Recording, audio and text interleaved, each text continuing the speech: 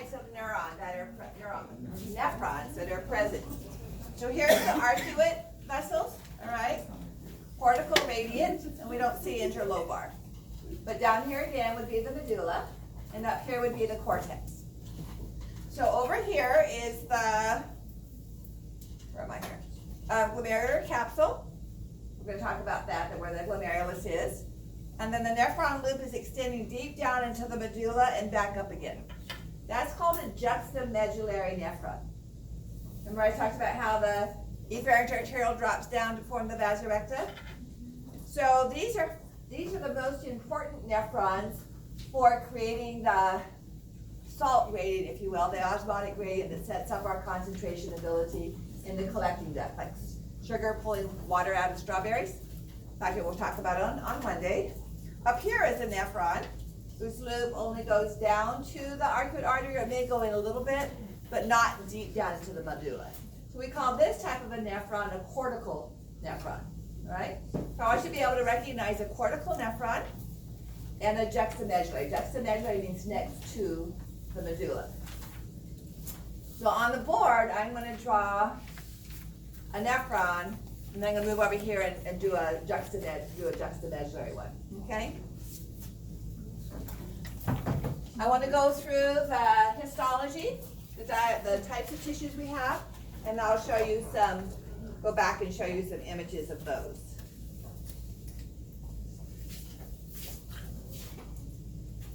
So we have, with our structure, we have essentially a tube, all right? And the tube is folded different ways, but it's really just a long tube.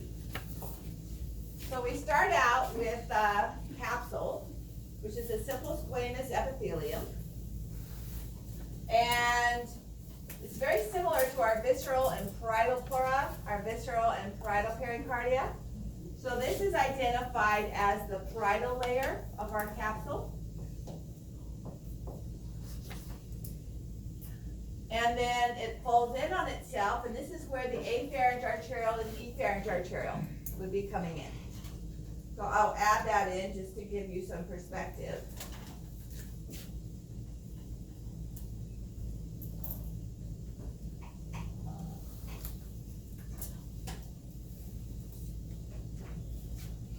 And then the visceral layer, when we look in the microscope, we can't differentiate it because they're wrapped around each other. That's where the filtration is occurring, all right? So this would be the visceral layer, the black.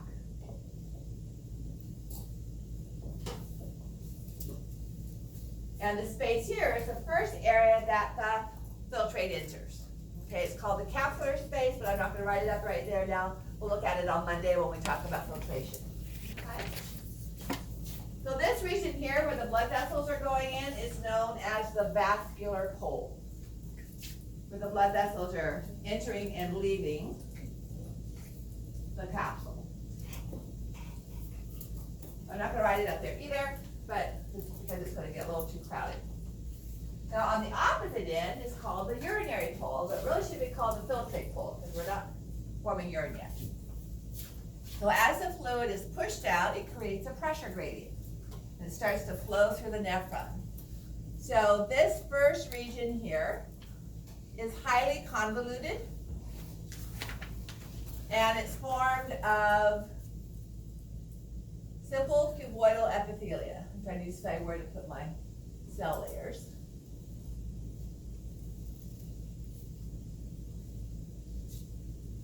So this is simple cuboidal with microvilli.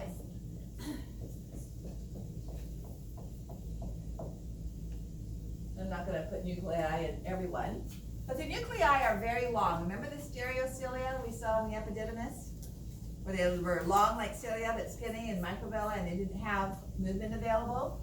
So what would be the purpose of having very, very long microvilli? Increase? Yes. Increase surface area for reabsorption or adding additional hydrogen ions. So here is the diagram of a simple cuboidal cell. Lots of folds on the bottom for more surface area too. but more importantly on the top, very tall microvilli.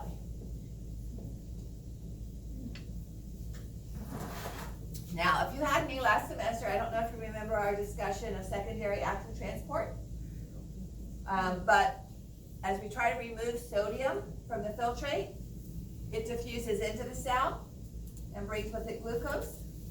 And we increase the rate of sodium diffusing in by pumping it out the bottom layer. That creates a C. So it increases the difference between how much sodium is in the cell and how much sodium is in the filtrate. All right, so this would be the layer here where the peritubular capillaries are. And out here would be the lumen where the filtrate is. And so we're going to have the mitochondria, because they're supplying ATP for our active transport pumps, pumping out the sodium. So this area down here is going to be packed with mitochondria. Okay? So the epithelium, this region then is known as the proximal convoluted tubule. All right? Why do you think we use the term proximal? In anatomical descriptions, proximal means closest to the point of origin. And the capsule is our origin. Okay? So the capsule, Bowman's capsule or glomerular capsule, that term, the Bowman's capsule, is made up of simple squamous epithelium. Now we'll talk about specialized structures of the visceral layer, but for now, just recognize this as simple squamous.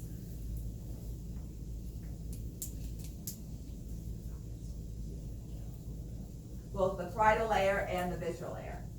Proximal convoluted tubule is simple cuboidal with tall microvilli, increasing surface area. Okay? So these would be the microvilli up here. So, the structures I've drawn so far, the capsule and the proximal convoluted tubule, are found only in the cortex. We never find Bowman's capsules in the medulla, and we never find proximal convoluted tubules in the medulla. In fact, the presence of the capsule is the easiest way to identify whether or not you're in the cortex or the medulla when you're looking in a microscope slide. Now we're going to get ready to form our loop, which should really go down about 10 feet here, and I don't have the room for it, so I'm going to make it a bit shorter. So this now becomes straight, but still thick. Erase that and redraw it.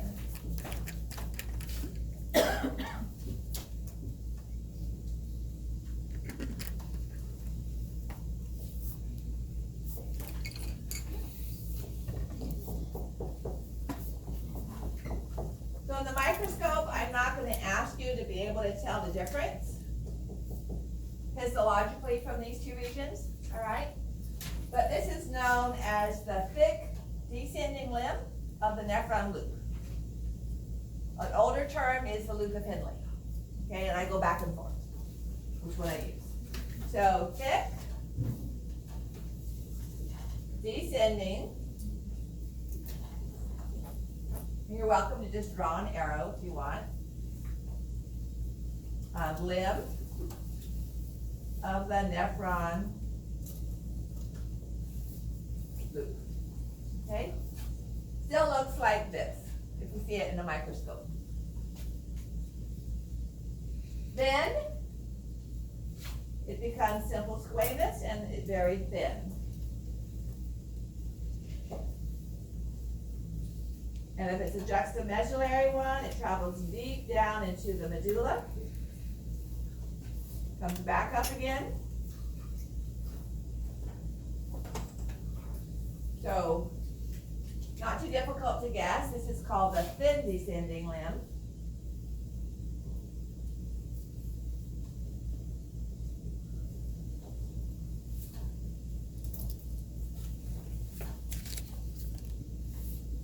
And it is simple squamous.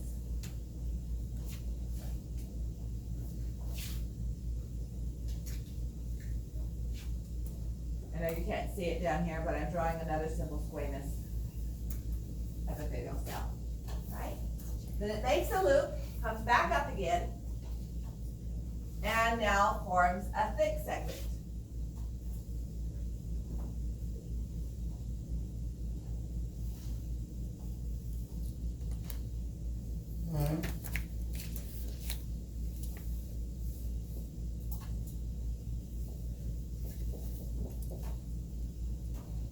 The nuclei here are very close to the surface, and they often cause the surface of the cell to mulch, and there are no microvilli.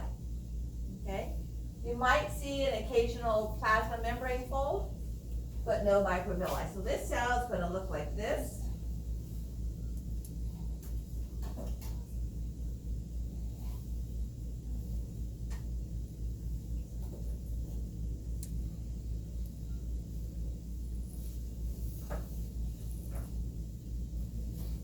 These are called microfolds rather than microvilli. Okay, just a few little kind of irregular surfaces. So it's still simple cuboidal.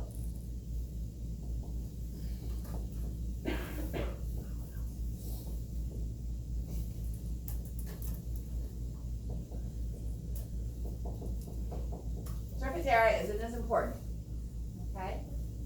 So this would be we would have a thin ascending, but not as long as it is on the descending, and a thick ascending.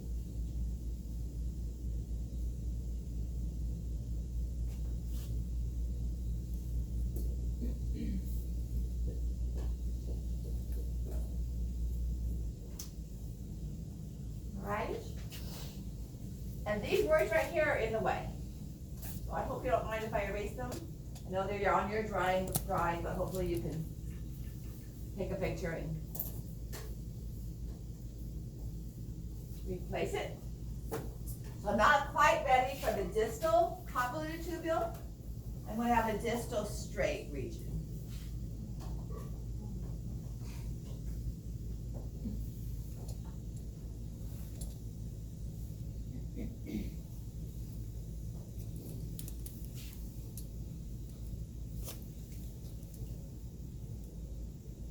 And this is very important. It passes between the afferent and the efferent arterioles. This is going to provide us a structure that helps to regulate that local constriction and dilation of the blood vessels, as well as a systemic control. So we continue to see the simple cuboidal with the nuclei near the surface and no microvilli. Again, every cell has a nucleus. I'm just being conservative here so it doesn't take forever. Okay? So this is just called the distal straight tubule. Because we're farthest away from the point of origin, that's the word distal.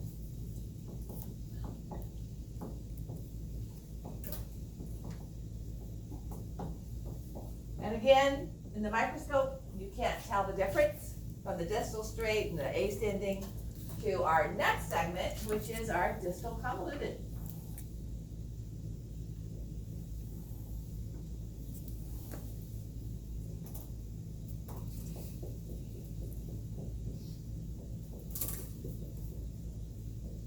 Still the same.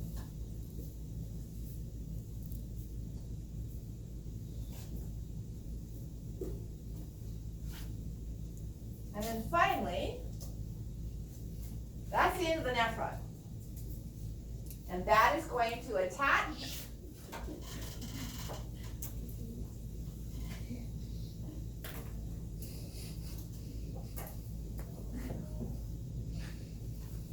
to our collecting duct.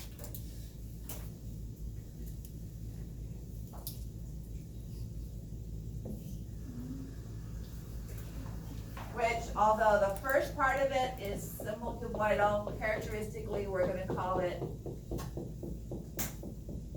simple columnar. And It doesn't have much of the microvilli structure at all either, okay? Multiple distal convoluted tubules will attach to a collecting duct. All right, so we'll be coming in from all sides. So we have simple squamous, and then we go to simple cuboidal, then we go to simple squamous, and then we go to simple cuboidal. All right? So not all the variation of epithelia that we saw in the respiratory tract. Are both the thick and thin simple squamous? The thick is simple cuboidal, the thin is simple squamous. Need to put another.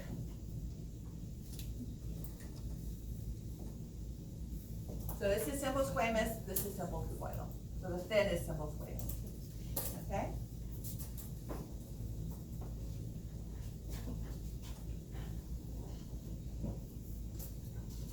Now, if this is a juxtamedullary nephron,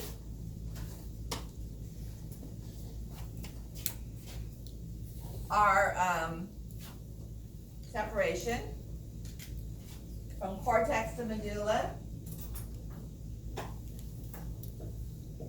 would be right about there like that, okay? So the cortex has the proximal and distal convoluted tubule.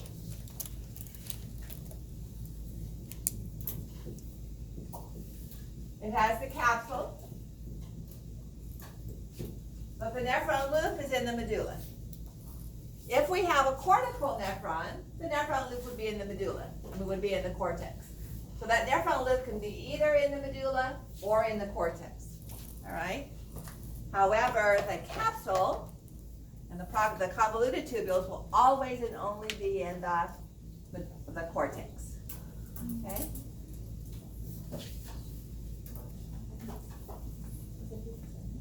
So on Monday when we get back, we're going to start with that capsule and talk about the specialized region, why this has to come up between the afferent and efferent arterioles and how we regulate that pressure, what happens in the proximal, what happens in the nephron loop, and a little bit of what happens in the distal, okay?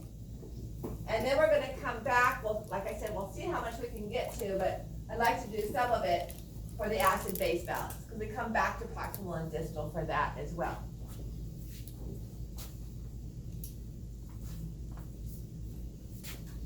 I don't even want to draw on that again. So, capsule would be here, peritubular capillaries, wrap around proximal and distal, okay? So that we can pick up or add to from the filtrate.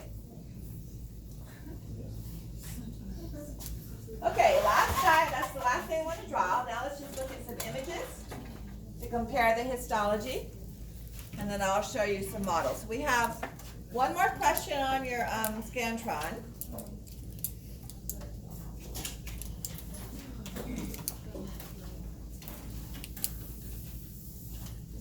So this, I believe, would be 12.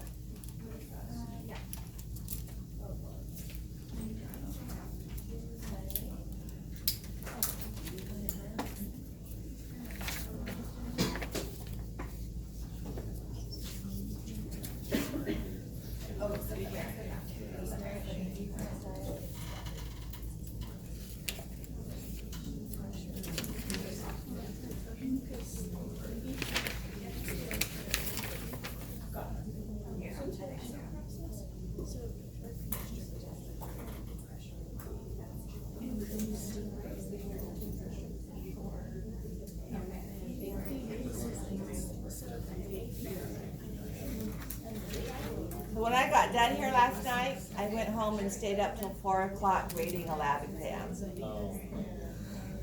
Because I was going to get it done yesterday, and I stayed in bed till 2 because I felt like I was getting sick. And I almost canceled class last night. It was like, we only have 3 days on the urinary system, and I can't get rid of a third of the time that we're spending on it. So, okay, anybody need more time on question 12? That's our last one. Okay? Or 22. So we should have 21 and 22. All right, on this one? And we're all caught up. All right, so now let's look at, actually I want to go back to this image here. Because this is a nice layout. Nicer than I could draw. So you're seeing the juxtamedullary nephron here with the capsule, proximal convoluted tubule, thick descending, thin segment, thick ascending. Now there's a problem with this diagram. How does this diagram, it's not physiologically correct, or anatomically for that matter, but more important, physiologically this does not work. Compare this diagram to what I drew on the board in the comment that I made while I was drawing it on the board. What's wrong with this? No. Not quite. Look at the afferent and efferent arterioles. Notice how the loop comes down here and then goes away from this. And I said that ascending limb has to come between the afferent and the efferent. That's necessary for our blood pressure regulation, okay? And in this diagram, whoever was drawing it didn't recognize that physiological requirement. So we come over and look at this model again. Here's the parietal layer of our capsule. Here's the afferent arteriole coming in, and you can tell it's afferent because it's larger in diameter. And here's the efferent, all right? On Monday, we'll talk about specialized smooth muscle cells here that secrete an enzyme that activates some of the molecules we need to make ADH and aldosterone. Here are the special cells of the visceral layer that help to form our filtration membrane. Vascular pole, the urinary pole. This is part of our distal straight tubule. Normal cuboidal cells here, columnar cells here that are tall and skinny. Their nuclei are very close together. These cells right here, called the dense spot or the macula densa, we'll talk about that on Monday, are very sensitive to the amount of sodium ions that are inside the filtrate. All right? Now, if you have a drip hose going through your garden and it goes across a sandy spot and it's flowing very slowly, all right, but under high pressure, if that makes sense. Anyway, there's a lot of time for the water to drip out of the tube. If it's flowing faster, it's going to get past those holes before it has the time to leave. Does that make sense? So as the filtrate here is flowing through the proximal convoluted tubule, if it's flowing slowly, meaning under low pressure, there's a long time that these cells can reabsorb sodium ions. So by the time that flow gets back over here to the distal tubule, it's going to have fewer sodium ions than normal. So these cells detect that and communicate with these cells to say blood pressure is too low. And so that triggers this sequence of activity to increase blood pressure based on how much sodium ions are detected in this area here, all right? So that's why it's important that this distal straight tubule come up between the afferent and efferent arterioles. So it allows that communication to occur. So this is just an artistic, they didn't know the importance of that, and they were just drawing loops. All right, but it does show you the arrangement. Other than that, it's a nice drawing. It does kind of show you the arrangement of what we find out in the cortex versus what we find in the medulla. Okay?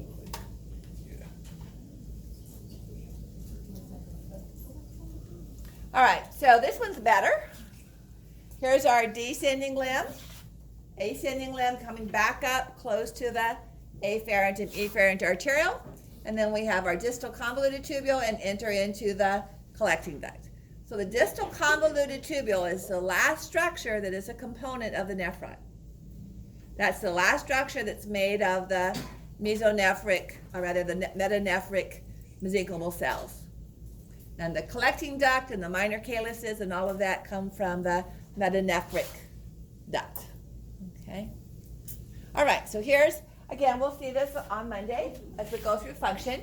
But here's a lot of the time the kidney is used to illustrate simple squamous epithelia and simple cuboidal epithelium in Bio 430. So here's the parietal layer of the capsule up here. You're seeing the nuclei of the simple squamous epithelia. And here is both the capillary simple squamous and the visceral layer. We can't tell the difference, all right? Here would be the vascular pole, because you can see how these nuclei are so close together. We're actually looking at that region of the distal tubule. And I don't quite see the urinary pole, but look how these cells are very irregular. I call it the torn tissue paper look. It's like you took toilet paper and tore it. So these proximal convoluted tubules are a little bit darker, brighter pink, and they have that very irregular surface. Notice how the nuclei are not bulging on the top either. Now look here. See how these nuclei are bulging on near the top? All right, so those are the distal tubules. Again, another view of the proximal convoluted. You can actually see the microvilli here, whereas this is distal. So the nuclei are bulging on the surface. Okay, so we'll look at that some more on Monday. Now we're down in the cortex. Not a good picture of a collecting duct, but simple squamous, simple squamous, simple squamous. Notice how some of them have blood cells in them, and some of them do not. The ones that have blood cells in them are the vasa recta. Remember those vessels that dipped deep down into the medulla and came back up again? The ones that do not, we are going to assume, are the thin segments of the nephron loop. All right? Because they're found side by side within the medulla. So here's a really good picture where this is could be either or, because we have the thick. So here's thick ascending, though I'm not going to ask you to identify it to that level. If you put proximal convoluted tubule, that would be fine. All right. So notice the microvilli, and then notice how clean this edge is, and how close the nuclei are to the surface compared to here. So this would be distal, this would be proximal. And here are collecting ducts, a bit taller, and here they're even taller. All right, again, distal convoluted. See how close the nuclei are to the surface? And it doesn't have that torn tissue paper look. Okay, so just a little bit of getting used to it. It's pretty distinctive. I always think something like this would make really good wallpaper for a bathroom. Kind of an insider secret joke. Do you like pink bathrooms anyway? Okay, so we're done with the anatomy. Now let me switch over to the models, and I'll kind of go through those with you.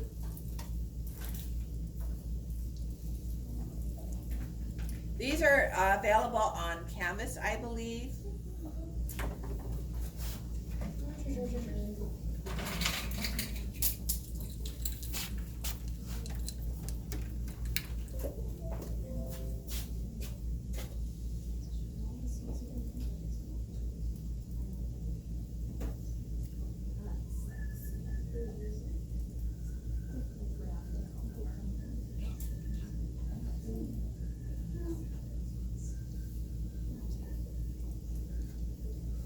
So this is the model that I brought up to the front of the room. You can see the quadratus lumborum muscle. This is the diaphragm up here. Quadratus lumborum and psoas major. Okay, the two muscles that I said to that would support the kidney. So in this unit, review your muscles. We have the diaphragm and external intercostals, and the accessory, internal, the scalenes and so on. All right. For the kidney, just these two sets, the quadratus lumborum and psoas major. This model is seen on this long board here, but you can see the similar structures on the upright ones that you have, where you can see the ureter, the pelvis, major calyx, and minor calyx. So major calyx has at least two minor calyces. The medullary pyramids, so renal artery segmental, interlobar, arcuate, and extending out here the cortical radiate, or if you prefer, the interlobular. Anything smaller than that, I'm not going to ask on this model. Okay, I mean, you can see little bits of capsules, but if you come across the word renal corpuscle, I'll give you a definition, but I don't use it because corpuscle means cell, and the way it's used here is a corpuscle. A renal corpuscle refers to the capsule plus the glomerular capillaries.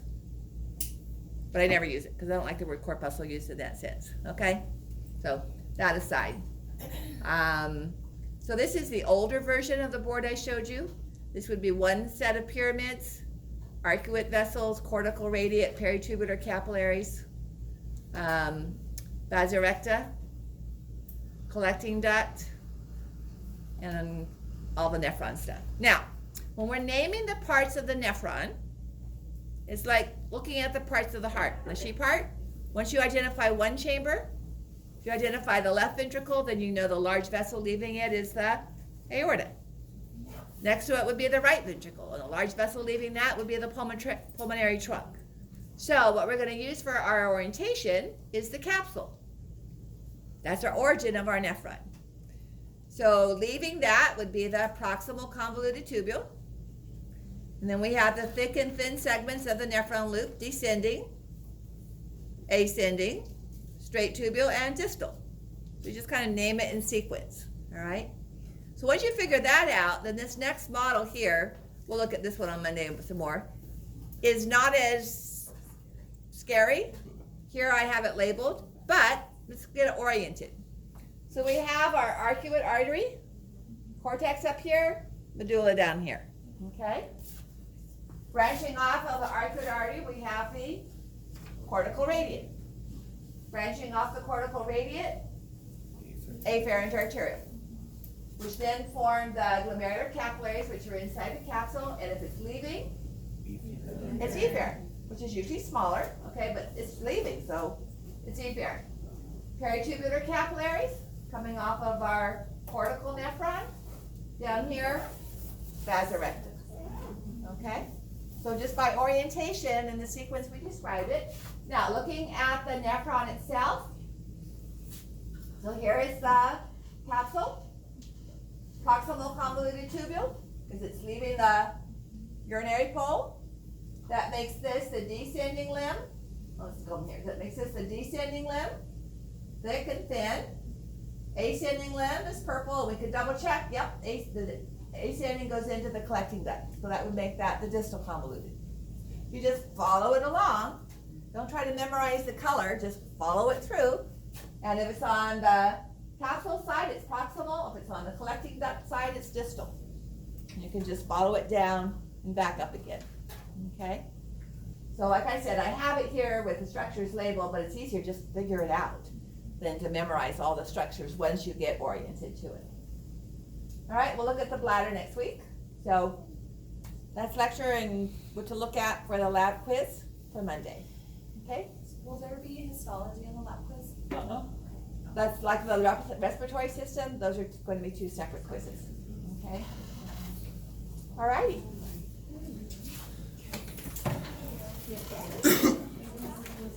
I like I mean, it's good to hear the smells, but... So we're done with scantrons. Let me bring the basket over here for that.